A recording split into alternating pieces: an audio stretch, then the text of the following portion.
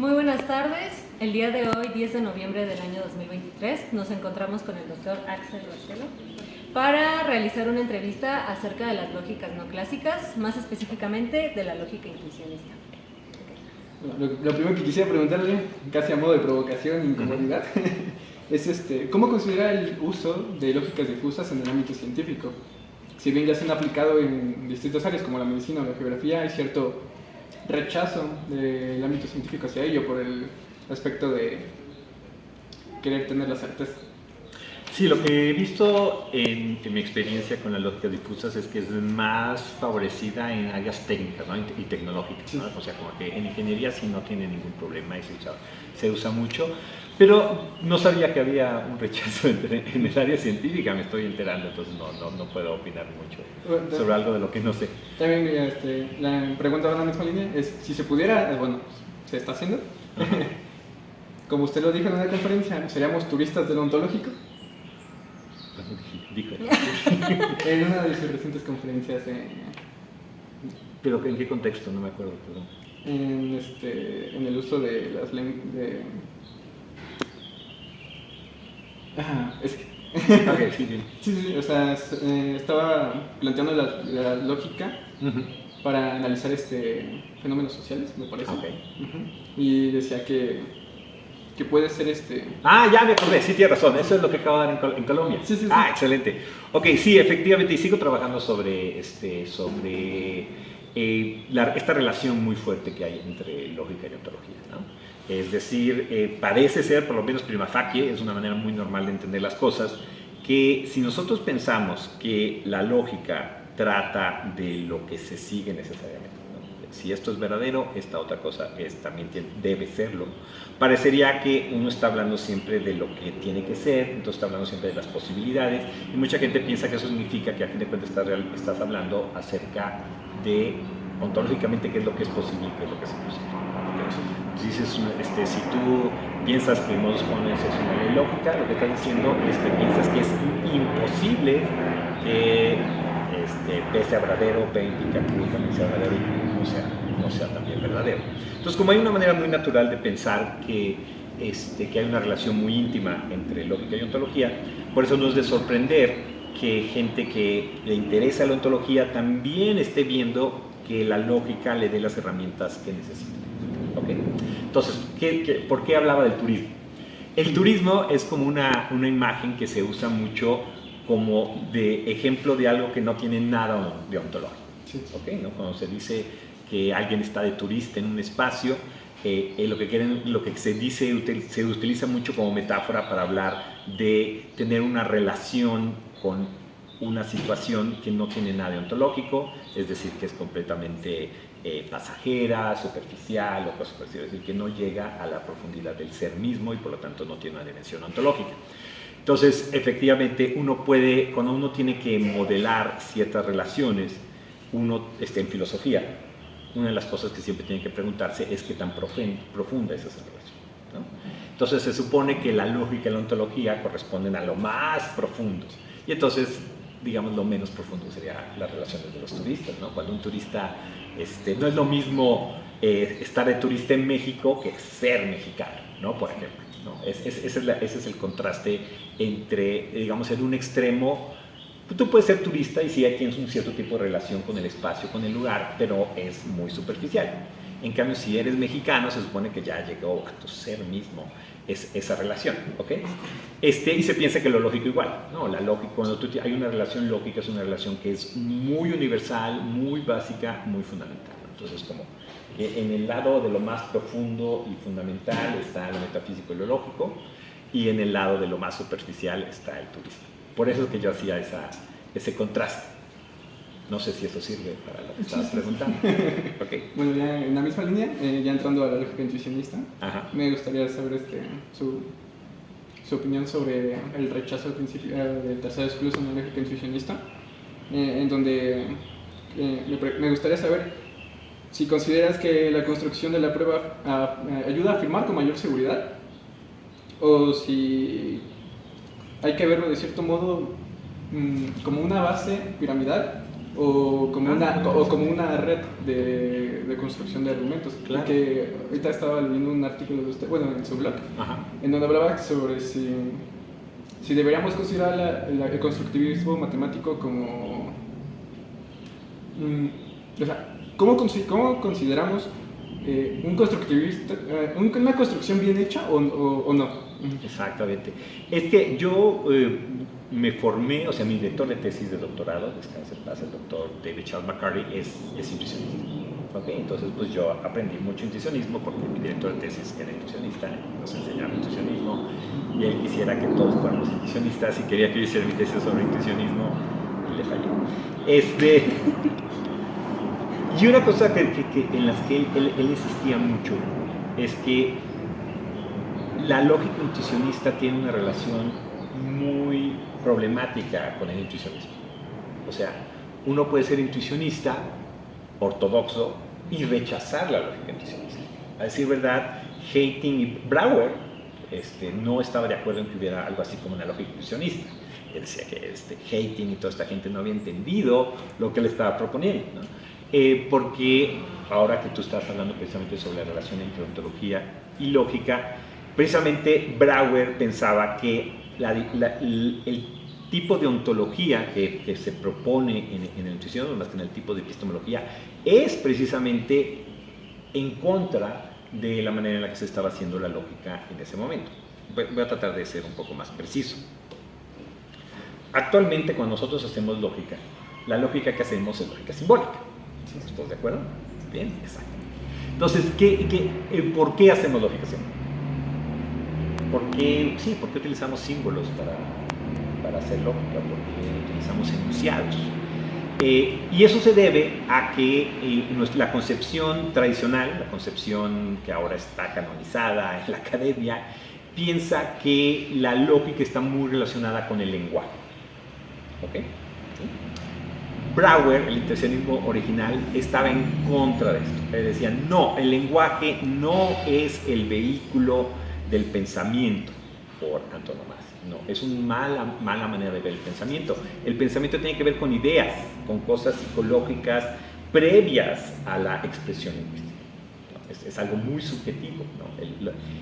Pensar es algo muy personal, ¿no? Muy subjetivo, que está previo al lenguaje. Entonces, si tú pones la lógica en el lenguaje, la estás poniendo demasiado tarde, digamos, ¿no? La lógica debería de ser, es la lógica del pensamiento, decía Brouwer. Entonces, por lo tanto, no puede ser la lógica del símbolo, porque el símbolo es posterior al pensamiento, y entonces, en ese sentido, la lógica no debe ser simbólica. ¿Ok? Llega Hayting y dice, y hace pues lo que no decía Brouwer que había que hacer, ¿no? Dice, no, vamos a hacer lógica que sea intuicionista y simbólica al mismo tiempo. Y eso, pues, a Brouwer le voló la cabeza, porque no estaba respetando la filosofía detrás del intuicionismo, ¿no? Porque no es nada más rechazar el principio de no contradicción, ser constructivista, preferir pruebas directas, o sea, como que sí existen estos principios dentro del intuicionismo, ¿no? Pero hay una razón por la cual están ahí, es una razón filosófica, una manera de concebir lo que es el pensamiento, cómo se relaciona el pensamiento con la matemática, etcétera, ¿no? Cómo se relaciona el pensamiento y realidad. Y la lógica intuicionista, para Brouwer, traicionaba el espíritu mismo del intuicionismo, porque no quería mantener esos principios lógicos aislados del fundamento filosófico. ¿Okay? Entonces se queda como con nada más el rechazo al tercer excluso, o nada más el rechazo, lo que tocas de mencionar, la preferencia de la prueba directa sobre la indirecta, la preferencia de la prueba constructiva sobre la no constructiva. Que sí, son tesis también filosóficas importantes, pero que para Brouwer se estaban presentando dentro de la lógica intuicionista aisladas de esta base filosófica. Entonces, ¿qué es lo que nos queda en la lógica intuicionista? Nos queda un constructivismo de pruebas formalizado, ¿no? Yo creo que eso es lo que es la lógica intuicionista hoy en día, ¿no? Es decir, la de Hayting, que nos heredó Hayting, que también es una lógica interesante, aun cuando su relación con el intuicionismo sea problemática, ¿no? Lo que sí está tratando de hacer la lógica intuicionista es dos cosas muy importantes. Primero, recuperar y tomarse muy en serio esta idea de que uno de los papeles fundamentales, si no es que el papel fundamental de la lógica, es de servir como de lengua franca o de base para poder hacer matemáticas de manera rigurosa. ¿Okay? O sea, no todo el mundo está de acuerdo con esto que acabo de decir, ¿estamos de acuerdo? Pero mucha gente piensa que eso es la lógica. Entonces, el intuicionismo está basado sobre esta idea. Dice, ok, vamos a tomarnos en serio que la lógica es la base para hacer matemáticas rigurosas. ¿Okay? Entonces, eso nos obliga a preguntarnos qué es lo que hace que la matemática sea rigurosa. ¿Okay? Y entonces surgen las preguntas que tú dices, ¿no? Las pruebas constructivas son más rigurosas que las no constructivas. Las pruebas constructivas son las únicas que son rigurosas o no. Okay. Entonces, si te tomas en serio estas dos ideas, si tú mezclas estas dos ideas, ¿no? La idea de que la lógica es la lógica simbólica, ya lo mencionamos, ¿no? Si te tomas en serio la idea de que la lógica simbólica debe de servir como fundamento formal para la construcción de una matemática rigurosa y además crees que las pruebas constructivas son las que son rigurosas, entonces vas a terminar con una lógica adecuada para ese constructivismo. Eso es lo que trata de hacer la lógica intuicionista. Tú puedes a su vez tener razones filosóficas, ontológicas, epistemológicas sobre las matemáticas para pensar si o no las pruebas constructivas son superiores. Y aún, independientemente de si son superiores o no, si la diferencia es tal que solamente las constructivas son rigurosas y las otras no. ¿Ok?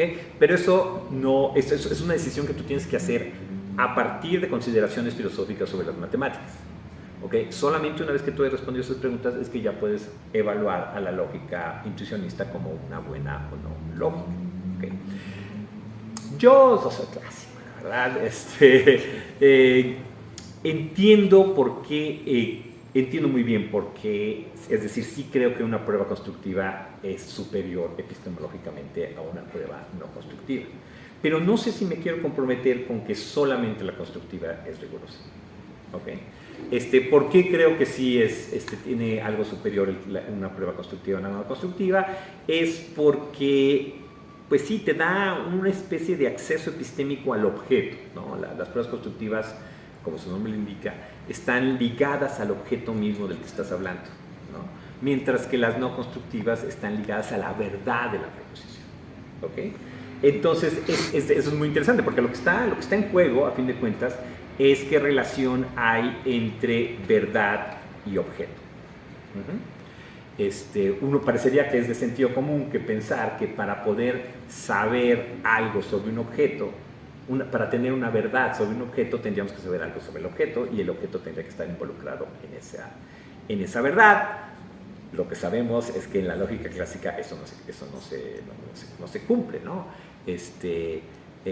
Yo puedo saber, por ejemplo, que no hay nadie más que por ejemplo, no sé, que Alejandro no está aquí en el patio con nosotros. Entonces sé algo sobre Alejandro en la cual Alejandro no está involucrado en lo absoluto. ¿Okay? Eso suena muy extraño, ¿no? Sí. Suena un poco contraintuitivo. Y en cierto sentido lo que está tratando de hacer la lógica intuicionista y el constructivismo es decir, no, eso no es realmente acerca de Alejandro, ¿no? O sea, las cosas sobre Alejandro son cosas que lo involucran a Alejandro, no nada más porque aparece el nombre Alejandro ahí en el lenguaje. Que otra vez repito, tiene que ver acerca de cómo se liga lenguaje y realidad. ¿Okay? Entonces la lógica clásica es una lógica más de la verdad y el constructivismo está más ligado a una lógica de los objetos. Esa creo que es una buena manera de hacer la distinción. No sé si responde a tu pregunta. Hace unos meses di una conferencia aquí en el instituto sobre que lo negativo no puede explicar lo positivo. Que tiene que ver con esto, como acabo de decir, efectivamente, porque una cosa extraña, o sea, precisamente como estamos tratando de lo que está de fondo, la pregunta que me interesa y que le ha interesado a la filosofía occidental por siglos, es, otra vez repito, cuál es la relación entre verdad y realidad. ¿Ok? ¿no? Porque uno piensa, la realidad está hecha de hechos y de objetos, de propiedades y cosas por el estilo. Y el lenguaje es muchísimo más rico, ¿no? El lenguaje está lleno de un montón de cosas que no parecen ser simplemente objetos con propiedades y hechos, ¿no?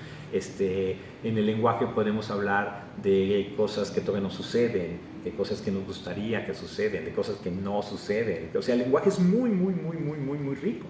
Entonces, si juntamos todas las verdades que podemos decir y que podemos saber, pues es una fauna gigantesca, ¿okay? Y parece que no se puede capturar simplemente como diciendo, es que estamos hablando de objetos con propiedades, ¿no? Precisamente este tipo de ejemplo que acabo de decir, como que yo sé y es verdadero que Alejandro no está aquí, es muy complicado decir acerca de qué objeto estoy hablando, de este objeto que no está presente, que está en otro lado, que no parece estar involucrado en esto que sé, está muy raro, ¿no? Entonces, eso es lo que a mí me interesa cómo la riqueza del lenguaje se corresponde con la realidad. La riqueza del lenguaje nos está diciendo que entonces la realidad es mucho más rica que lo que habíamos pensado. A lo mejor la realidad es más complicada, no solamente hay objetos, digamos, reales, sino también hay objetos ficticios, objetos del pensamiento, objetos de los deseos, objetos de la ficción. A lo mejor la realidad es más complicada y eso es lo que da cuenta de por qué el lenguaje es tan complicado. O a lo mejor no, a lo mejor como era el título de la ponencia que iba a dar esta semana, el lunes, más bien lo que es complicado es la relación entre el lenguaje y la realidad. Porque ese es el conflicto, digamos, ¿no? Supongamos que tú piensas que la relación entre lenguaje y realidad es directa, simple, sencilla. Si hay algo verdadero es porque hay un hecho que le corresponde. Si tú piensas eso, vas a terminar con un montón de hechos muy complicados. Vas a tener que tener hechos sobre la ficción, hechos sobre el futuro, hechos sobre el pasado, hechos sobre tus deseos, hechos sobre la mente, hechos matemáticos, hechos lógicos, porque hay verdades de todo ese tipo. Y entonces vas a terminar con una realidad muy compleja y heterogénea. Lo cual está bien, tal vez es lo que tú quieres. Bueno, entonces tienes una relación simple entre lenguaje y realidad y una visión heterogénea. Mucha gente no le gusta eso, tienen sus razones, por lo que sea, quieren que la realidad sea sencilla, ¿no? Que sea simple, porque les gusta tener una visión elegante. Bueno, por razones que si quieren podemos hablar después. Pero mucha gente quisiera que la realidad sea, o por lo menos la imagen de realidad que nos da la filosofía, revele su simplicidad, ¿no? Revele como en el fondo la realidad es simple, ¿okay? Pero el problema es que el lenguaje es complejo. Entonces, ¿cómo es que el lenguaje complejo corresponde a una realidad simple? Esa relación ya no puede ser una relación simple, porque la complejidad no puede desaparecer. Entonces vas a mover la complejidad a la relación entre lenguaje y realidad. Entonces esos son tus dos dilemas. O bien piensas que la relación entre lenguaje y realidad es simple y por lo tanto la realidad es compleja, o piensas que la realidad es simple, pero entonces lo que va a ser complejo es la relación entre lenguaje y realidad. Eso es lo que me interesa, ¿no? Entonces, una de las maneras en las que se manifiesta esta complejidad, para poner un ejemplo muy sencillo, es, en el lenguaje tenemos verdades positivas y verdades negativas. ¿Ok? ¿Estamos de acuerdo? Ya mencioné una verdad negativa, que Alejandro no está aquí. Una verdad positiva es que ustedes están aquí. ¿Ok? Entonces, en el lenguaje hay verdades positivas y negativas. ¿Eso significa que en la realidad también hay hechos positivos y negativos? ¿O no? ¿Ok? Y otra vez, hay dos bandas, son los que van a decir, no, la realidad es positiva, están hechas estas cosas, no hay cosas inexistentes, realmente no hay cosas inexistentes. Eso hasta suena absurdo, es una contradicción. Entonces, esa gente tiene el reto de ahora tener que explicar qué es lo que estamos diciendo cuando decimos una verdad negativa. Si no le corresponde un hecho negativo, ¿de qué estamos hablando? ¿Okay? Entonces, es una opción. La otra opción es decir, no. La relación entre lenguaje y realidad es simple. Si hay verdades positivas y negativas, es porque hay hechos positivos y negativos. Pero eso no es que digas, ya tienes una solución más sencilla. Porque ahora tienes que explicar cómo se relacionan los hechos o las realidades positivas y negativas. ¿Están separadas o interactúan? Eso es lo que ahora estoy trabajando, ¿no? Saber si tomamos este segundo cuerno del dilema y decimos sí, al hecho de que hay verdades positivas y negativas le corresponde hechos positivos y negativos que son de los que hablan, ahora tenemos que preguntarnos qué relación hay entre estos dos tipos de hechos. ¿Son independientes o interactúan? Y entonces esa conferencia yo estaba tratando de defender que son independientes, no interactúan, lo cual es, no sé, pero decir verdad, iba a decir que no es lo común, pero la verdad es que la gente no sabe, la gente todavía no llevamos siglos, porque sí, verdad, si recordarás en esa conferencia yo hablaba de Platón, porque Platón ya sabía que ese era un problema, ¿no? Es decir, si tú crees que hay hechos negativos y hechos positivos, ¿cómo se relacionan? ¿No? Y entonces lo que yo estaba defendiendo en esa plática, y espero que en un artículo que algún día salga, es que Platón mismo tenía muy buenas razones para pensar que no podía haber interacción entre lo positivo y lo negativo, a nivel de realidad, no a nivel de los enunciados, bueno, más bien también a nivel de los enunciados, porque corresponden con los hechos. Bueno, también entendiendo que has trabajado sobre la negación analógica, la lógica para consistente toma la negación como una negación no totalmente destructiva. Esa gente, ¿verdad? Sí. Esa gente, ¿qué te puedo decir, no? ¿Por qué no me convence? ¿Quieres que te diga por qué no me convence la lógica para consistente? Ok. Algo que yo he estado defendiendo desde ya 20 años, pero parece que la gente no me hace caso, es que una de las preguntas fundamentales de la filosofía de la lógica, de la filosofía, es que muchas veces la gente olvida, es qué es lo que hace que un fenómeno sea lógico en vez de lingüístico, matemático, metafísico. O sea, qué es lo que hace que el modus ponens sea una regla lógica. Con que mucha gente se clava en la pregunta de cómo sabemos que es verdadera, de qué se trata. Pero yo creo que una pregunta todavía más fundamental es por qué esa regla es lógica y no es una ley de la física o de las matemáticas o del lenguaje o de lo que tú quieras. ¿Qué es lo que la hace a esa regla ser lógica? Eso es lo que a mí me interesa, en gran parte. Lo que me interesa es por qué ciertas leyes son leyes lógicas. Lo cual está muy ligada a esa otra pregunta que sí es muy popular, especialmente en México, de qué es lo que hace que una colectiva sea lógica, ¿no? ¿Qué es lo que hace que la negación sea lógica? ¿No? Entonces, como ustedes deben saber, hay un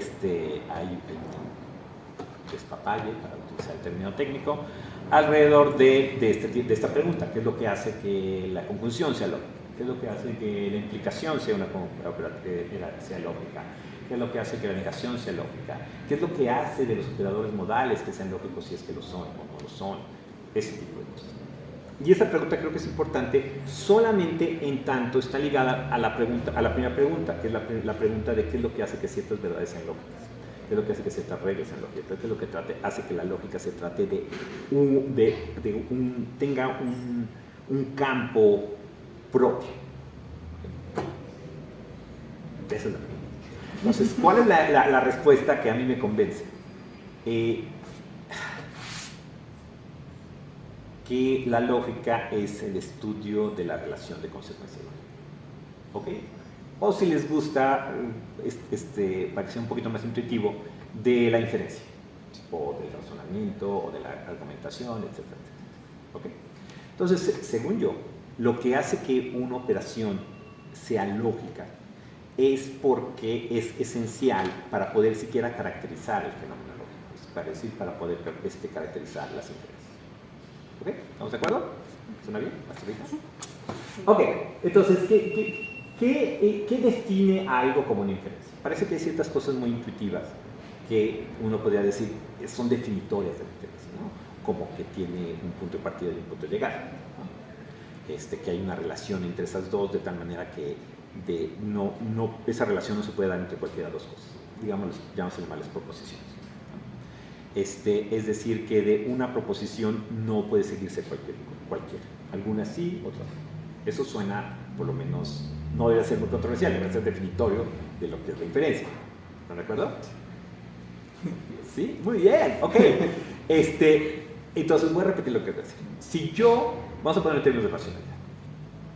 Si yo pienso ciertas cosas, yo creo genuinamente ciertas cosas.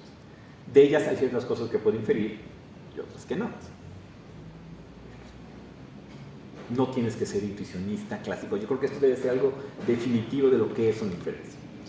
Que tiene que haber una normatividad que distingue entre las cosas que sí puedes inferir y las que no. ¿Ok? Entonces, Supongamos que yo tengo una creencia, vamos a llamarle X, que es la que yo tengo.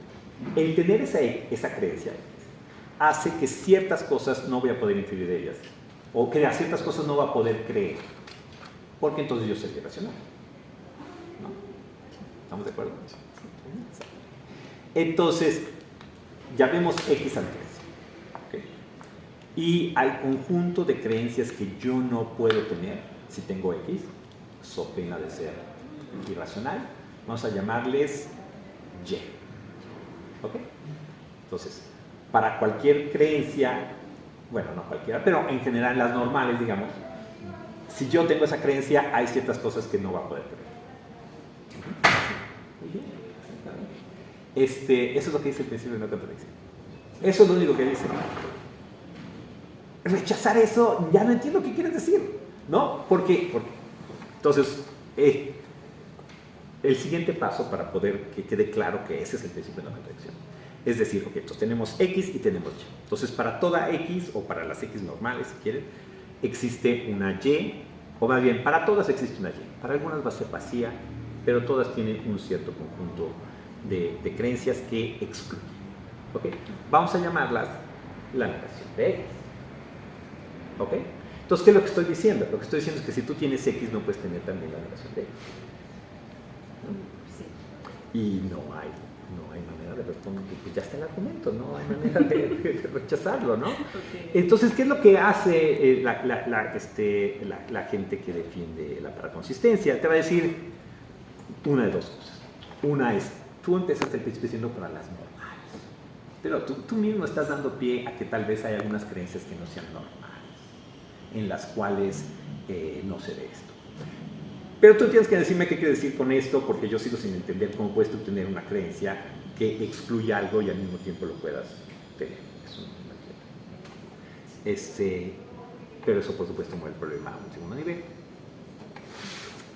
Pero hay otra manera de ser paraconsistente que también es muy popular, especialmente aquí en México, que es decir, ok, está bien, tienes tu razón. Si a eso le llamamos negación, el principio de contradicción es una ley lógica inquebrantable. Pero, ¿qué tal si existen otras negaciones? Otras relaciones de negación que no son esas. ¿Okay? Tal vez, si nosotros analizamos la noción de negación, nos vamos a dar cuenta de que esta no es la única manera de caracterizar la negación. Y que si caracterizamos la negación de otras maneras, por ejemplo, a partir del lenguaje o a partir de otras relaciones que hay entre creencias o entre proposiciones, vamos a encontrar que hay otras negaciones en las cuales no se cumple esto que tú acabas de decir. Y entonces, más bien lo que necesitamos, la lógica paraconsistente, es la lógica que incluye ese otro tipo de negación. Entonces, lo que me están diciendo es, como defensor de la lógica clásica, falta que nos des un argumento para decir que esa es la negación. ¿Okay? Porque lo que yo dije es, vamos a llamarle negación. Sí estoy estipulando. Por eso es que no necesito un argumento para decir que hay otra cosa que sea negación, porque eso es lo que se llama negación. Entonces, del otro lado, lo que me está diciendo es, tú no puedes estipular negación porque ya existe el concepto de negación y no puedes de repente estipularlo, hacer lo que tú quieres. Tienes que darme razones para saber que eso es la negación. Y yo digo, pues claro, yo tengo una buena razón para decir que eso es una negación, que es que si yo digo que es una negación, tengo una respuesta a la pregunta de por qué esa es una ley lógica. ¿Por qué la negación es un operador lógico? Porque es algo que yo puedo caracterizar simplemente hablando de lo que es inferior racionalmente. ¿Okay? Entonces, el proyecto va de esa manera, ¿no? Entonces, es un proyecto completamente filosófico, ¿no? Es decir, si el principio de no contradicción es una ley lógica o no, tiene que, el argumento que utilicemos a favor o en contra, tiene que surgir de consideraciones acerca de qué es la lógica, para poder saber si esa es una ley lógica. Eso es lo que yo creo. Por supuesto, saben que mucha gente no está de acuerdo conmigo, pero creo que por lo menos lo que estoy diciendo es muy bueno, ¿no? Que es una buena manera de acercarse al fenómeno. Hay gente que piensa que no, que hay otras maneras de acercarse, por ejemplo, desde el lenguaje, desde la ontología, pero yo creo que no, que hay que acercarse desde la lógica. que si vamos a aceptar o no principios como el de no contradicción, tercer excluso, tiene que ser a partir de consideraciones lo más puramente lógicas. En tu artículo de los alcances sobre la argumentación lógica, ese me gusta. Sí, habla sobre la noción realista. Exactamente. En donde la estructura o la forma de argumentación lógica va más allá. ¿De qué? No, o sea no va más allá de la lógica, al contrario. No, precisamente el realismo lo que te está diciendo es la lógica tiene su propio campo de la realidad, ¿no? de sus hechos. La lógica como disciplina filosófica trata sobre un aspecto de la realidad que es la realidad lógica, ¿no? La lógica se dedica a la lógica, como la geografía se dedica a la geografía y la historia se dedica a la historia, ¿okay? Así como la historia como disciplina tiene sentido porque hay hechos históricos, igual la lógica como disciplina tiene sentido porque hay hechos lógicos, ¿okay? Entonces también es una especie de tesis de autonomía, ¿no? Sí, esa es más o menos la idea. En el artículo no soy tan fuerte, ahí estoy un poquito más abierto a que los hechos lógicos a su vez pueden ser hechos de otro tipo, tal vez sean hechos psicológicos o tal vez sean hechos lingüísticos, yo no creo, pero por lo menos tienen que estar ahí sosteniendo la lógica. Ese es el único sentido en el que puedo decir que va más allá, pero yo no creo que haya nadie que no piense que la lógica, bueno, quién sabe, no va más allá de del mero formalismo. O sea, porque a fin de cuentas, una de las discusiones fundamentales que estamos teniendo, que están saliendo a la luz de todas estas preguntas, es que por un lado tenemos, digamos, el juego formal, ¿no? Aprendes las reglas, haces tus derivaciones, sacas 10. ¿Y qué estás haciendo? ¿No? La pregunta es, ¿qué estoy haciendo cuando yo hago una derivación? O sea, si yo leo una novela de vaqueros, pues sé que trata de vaqueros. Si yo leo un libro de historia de México, pues sé que se trata sobre esos hechos en el pasado de este país. Pero si yo hago una derivación, ¿de qué trata eso? ¿No? O sea, puedo, lo que es interesante, muy interesante de las disciplinas formales como la lógica, es que yo puedo hacerlas y hacerla bien y aún así tener toda la oscuridad de qué es lo que estoy haciendo o de qué trata lo que estoy haciendo. Entonces, esa es la pregunta que está de fondo de todo esto. Entonces, yo quiero recuperar que la respuesta tiene que ver con relaciones de consecuencia lógica. Con eso creo, o sea, si tú no puedes fundamentar tus decisiones formales de lo que está sucediendo en el simbolito en una teoría sustancial de lo que es la consecuencia lógica, no estás haciendo. Okay. Bueno, pues como ya le mencioné, mis preguntas son un poco más breves porque tratan más el tema en general de la lógica intuicionista, aunque esta primera pregunta que le voy a plantear no es particularmente del intuicionismo en sí, pero pues es una cuestión que me ha estado llamando mucho la atención.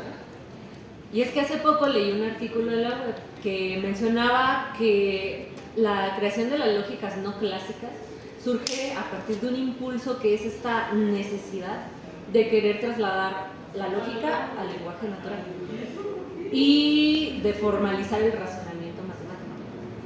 Que son dos cosas muy distintas.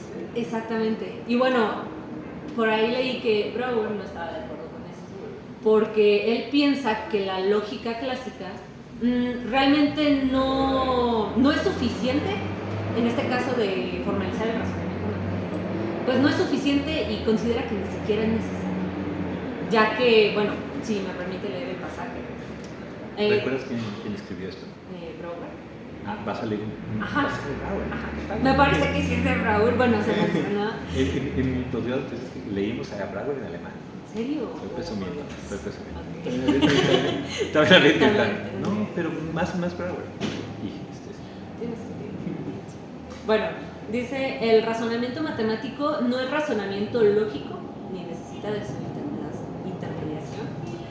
Tal vez solo por inercia, las matemáticas mantienen vivo el lenguaje que acompaña al razonamiento lógico, ya que su uso ha desembocado en la vida común y corriente toda clase de malentendidos, y en las matemáticas en las falsas nociones de la teoría de conjuntos. Entonces, mi pregunta es, está de acuerdo o está en contra de este pensamiento.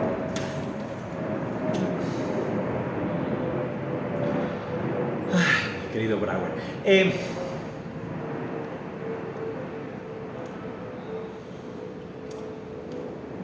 es que es muy difícil decir que uno está en desacuerdo con Brouwer. Yo creo que Brouwer tiene razón en decir que uno tiene que ser muy cuidadoso en qué relación quiere que haya entre lógica y matemáticas. ¿Sí? Una cosa que me gustó mucho de la manera en que tú planteaste la pregunta es que te dije que hiciste este primer contraste entre el razonamiento en el lenguaje natural y el razonamiento matemático. ¿Ok?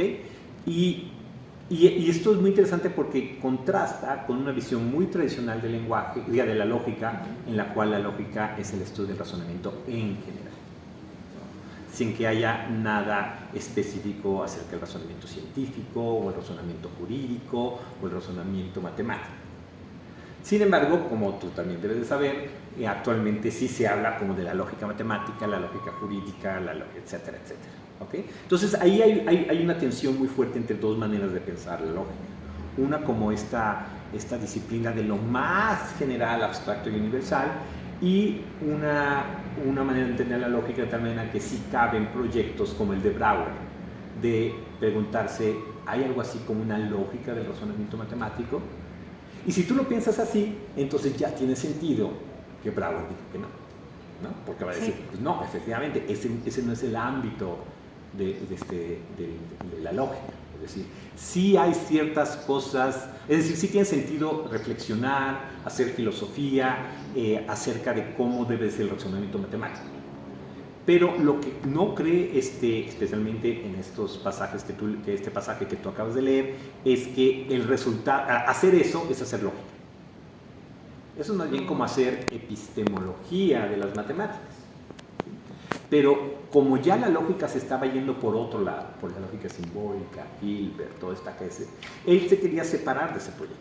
Es decir, sí tenemos que preguntarnos acerca de qué es lo que distingue un buen razonamiento matemático de un mal razonamiento matemático, qué es lo que hace que una prueba sea buena y otra no, porque lo que estoy diciendo es que claro, hay riesgo de terminar haciendo lo que él consideraba barbaridades como la teoría de conjuntos. Otra vez, con sus buenas razones, pero son razones filosóficas, ¿no?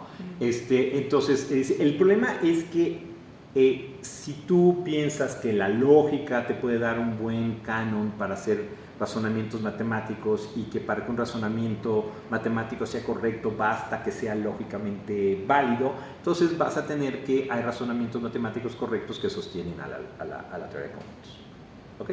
Pero si tú quitas esta premisa de que la lógica efectivamente te va a decir cuando un razonamiento matemático es correcto, entonces ya la teoría de conjuntos no tiene bases para decir que es matemática correcta.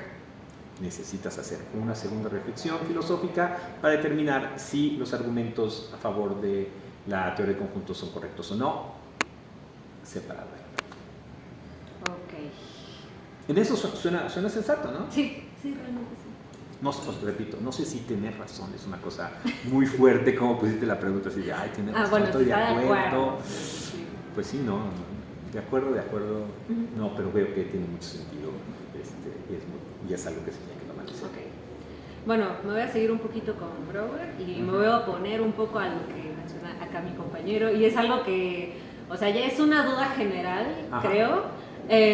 También hace poco leí que Brouwer como tal no considera que el intuicionismo esté rechazando el principio de tercero excluso, sino más bien lo está restringiendo. Exactamente, eso. Y bueno, no estoy muy segura.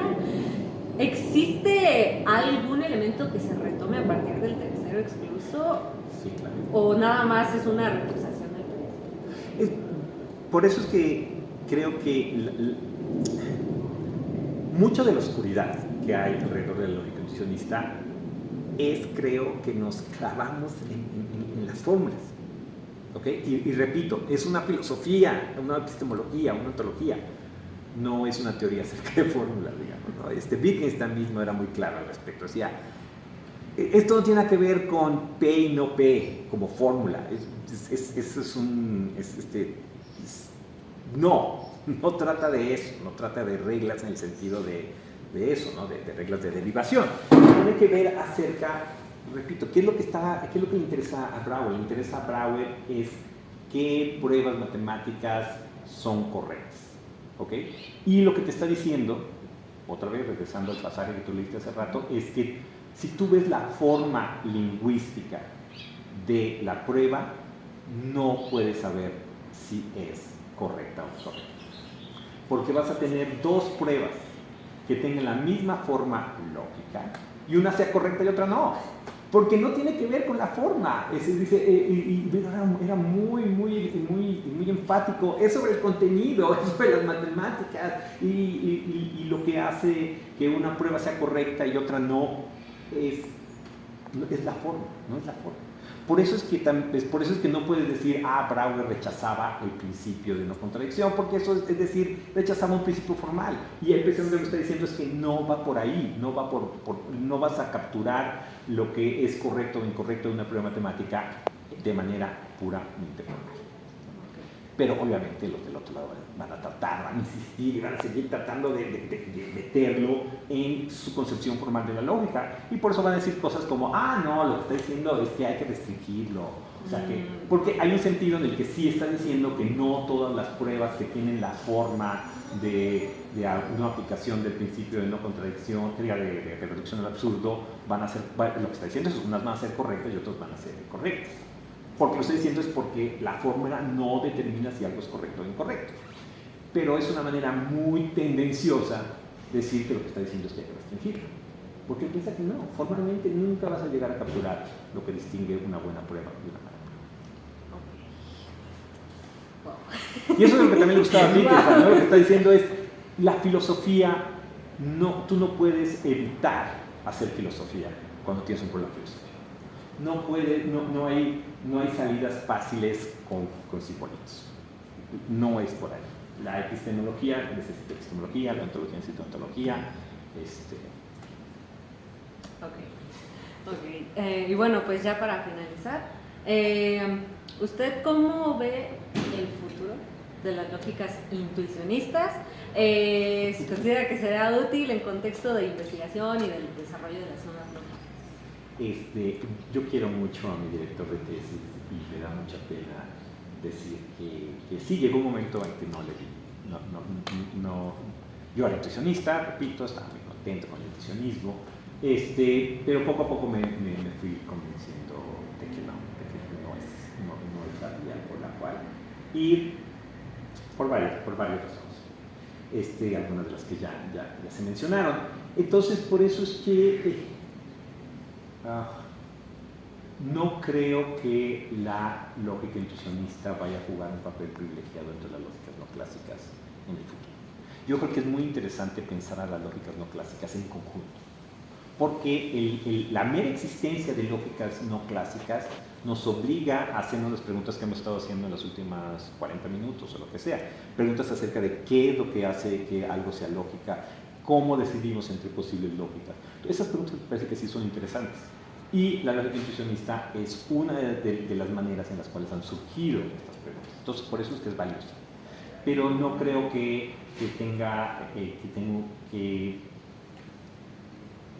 dentro, digamos, de la competencia entre lógicas no clásicas tenga alguna ventaja sustancial.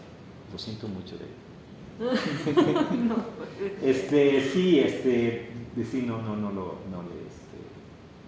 ya no lo veo. Sí lo vi en algún momento, pero ya no lo veo. O sea, al contrario, yo creo que las preguntas que me hizo hacerme la lógica intuicionista sobre la lógica son las que terminaron llevándome a estar convencido que la lógica clásica es la lógica. Aunque por lógica clásica yo quiero decir lógica tetravalente. ¿Sí? Según yo, esa es la lógica clásica. Pero pues bueno, yo creo que por nuestra parte sería todo. Muchísimas gracias por aceptar. al contrario, me hubiera gustado estar más preparado, como hace mucho que no. Y aparte, sí, comercial, en mi curso del próximo semestre vamos a ver constructivismo para los que les interesan los fundamentos constructivistas de las matemáticas, entonces veremos y me pondré a leer otra vez para tener mejores respuestas a algunas de estas preguntas. Muchas gracias. Al contrario. El gusto fue mío. Muchas gracias.